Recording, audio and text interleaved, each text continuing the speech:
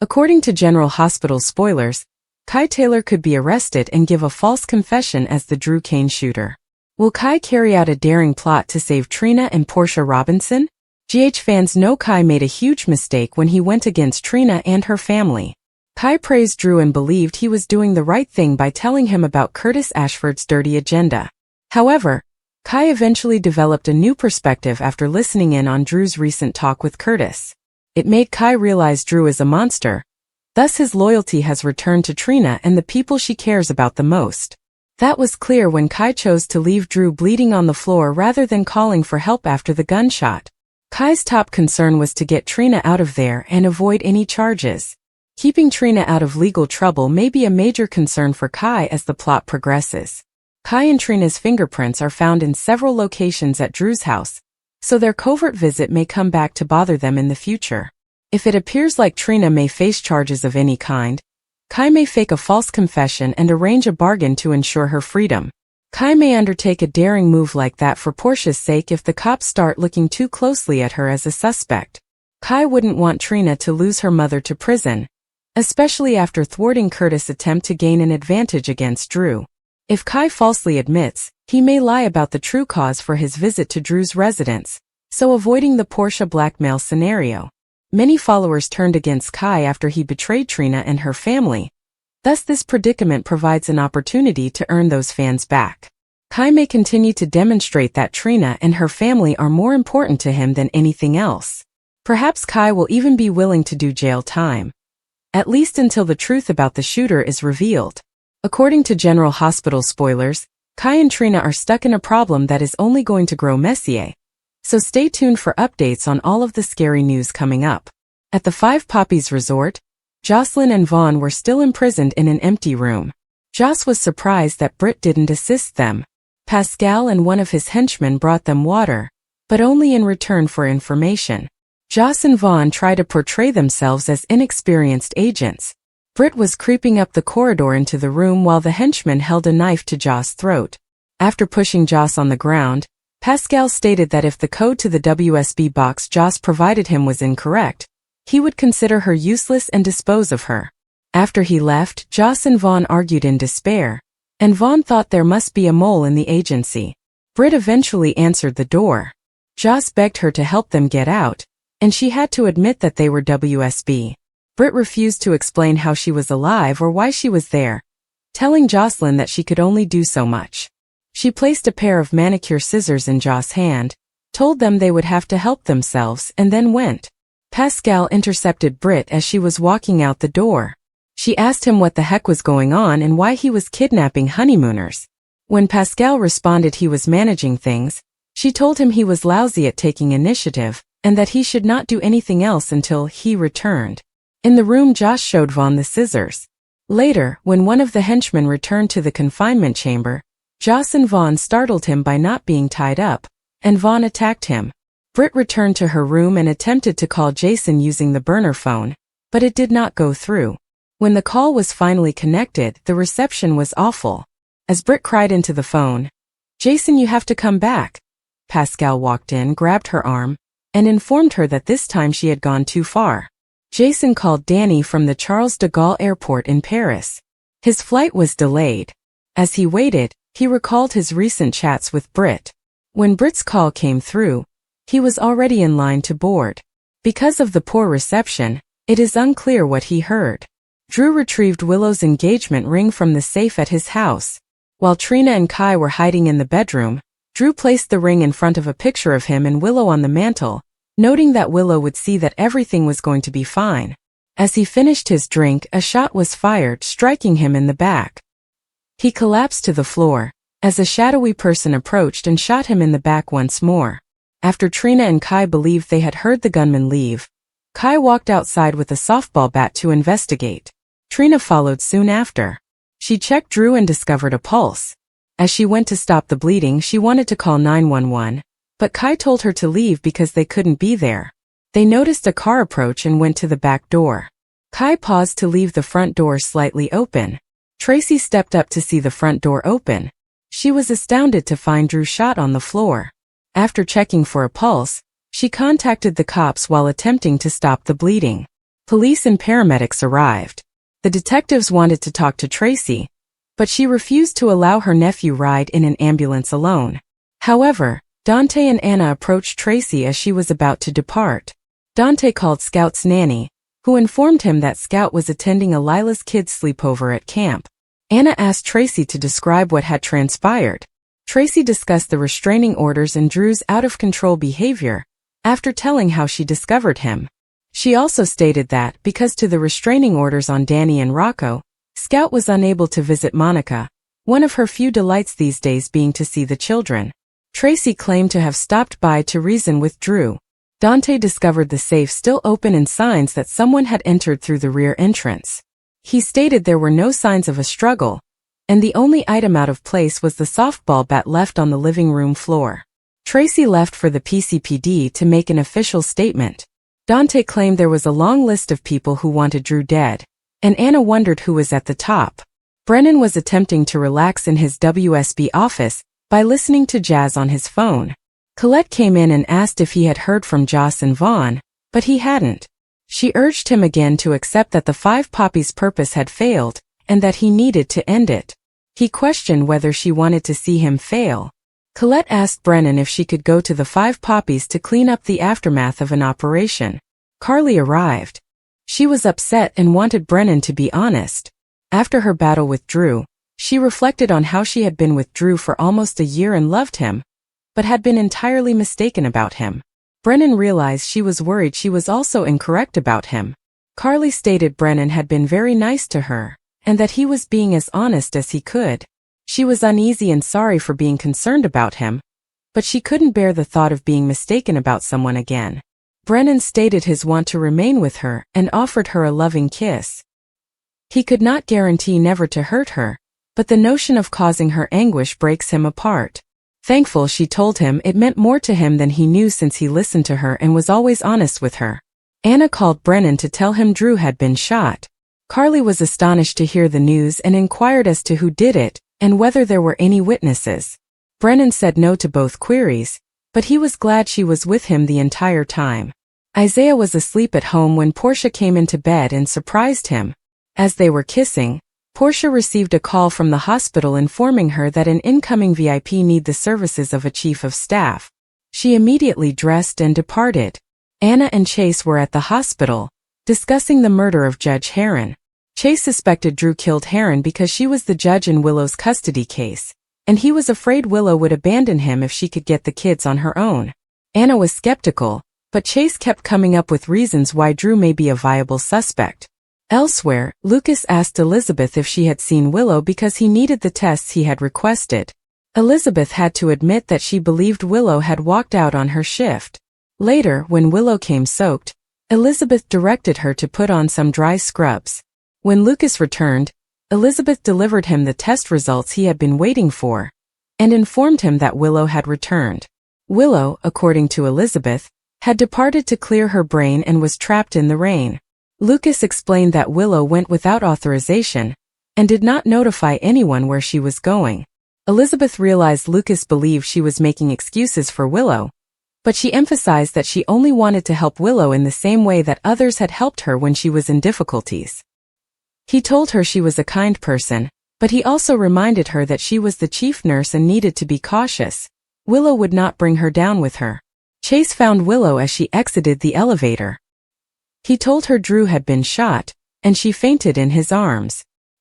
He took her into one of the family rooms to rest. Meanwhile, Lucas and Elizabeth worked to save Drew. They needed to stabilize him so they could extract the bullet stuck near his spine. Elizabeth notified Portia when she arrived. Portia's stern demeanor made it difficult to know if she was astonished or unconcerned that Drew had been shot.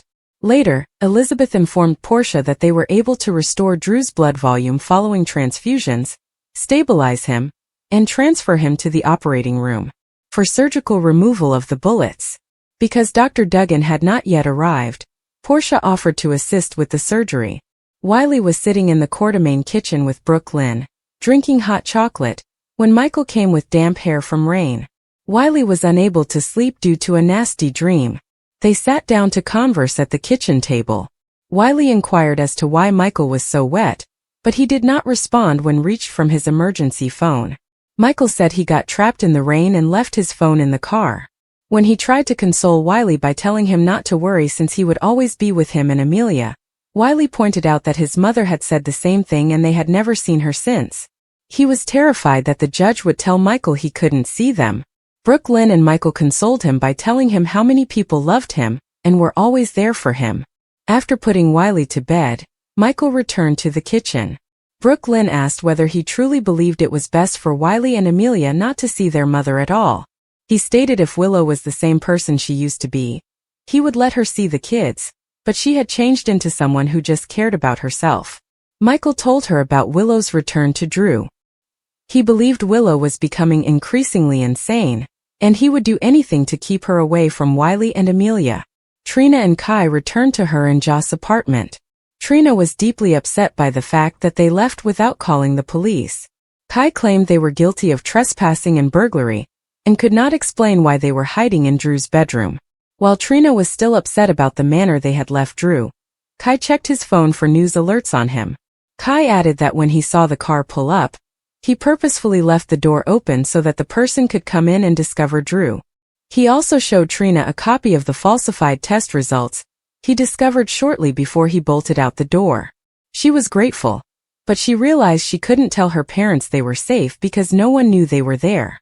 Trina sat calmly on the seat outside the hospital, her mind flying in all directions. The tension in Port Charles had been building steadily, and now everything appeared to be collapsing all at once. She couldn't believe the situation she was in, but when she saw Kai approaching her, something inside her softened. She hadn't expected him to show up, especially after their heated conversation a few days prior. But Kai had always been unpredictable, and when it counted the most, he had a way of demonstrating that he cared more than he admitted. Without saying anything, he sat alongside her, resting a soothing hand on hers, and for the first time in hours, she felt a sense of serenity. Kai did not waste time. He told Trina that he'd done what she couldn't. He'd confronted the people who were endangering her family. It wasn't clean, it wasn't simple, and he wasn't proud of what he had to do for her, but he did it. Trina's eyes welled up with tears, some from relief and others from remorse. She despised needing assistance, but Kai did not make her feel weak. He made her feel seen and understood. He reminded her that she was not alone in this fight, no matter how impossible it appeared. Meanwhile, turmoil erupted inside the hospital, centered on Jocelyn. She had been struggling since the repercussions from the tragedy that had engulfed her family, and her faith in everyone was steadily fading. Britt, on the other hand, was not about to let her to spiral any farther. Jocelyn first fought every bit of advice Britt offered, but Britt had been through too much to give up so easily. She saw past Jocelyn's rage to the dread she was concealing behind the surface. Britt did not condemn or chastise her. Instead, she allowed her to be vulnerable while reminding her that strength does not mean carrying everything alone. Britt sat with Jocelyn in a quiet area of the nurse's station, her voice soothing but firm, explaining what needed to be done next. She described the risks, the potential ramifications, and the decisions Jocelyn had to make. Not for others but for herself. Jocelyn despised the sense of carrying the weight of the world on her shoulders, but Britt's steady guiding provided her with the clarity she sorely required. She knew it would be difficult, but for the first time in days, she felt confident in her ability to handle what lay ahead. The anxiety in the hall over Drew's dilemma had reached a climax. He needs surgery and time was running out. Portia was the only person capable of performing the perilous treatment, but she hesitated. Her hands had already saved countless lives, but this was different.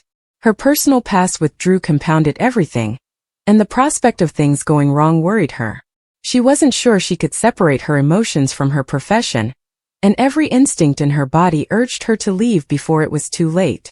But walking away would mean failing Drew when he needed her the most.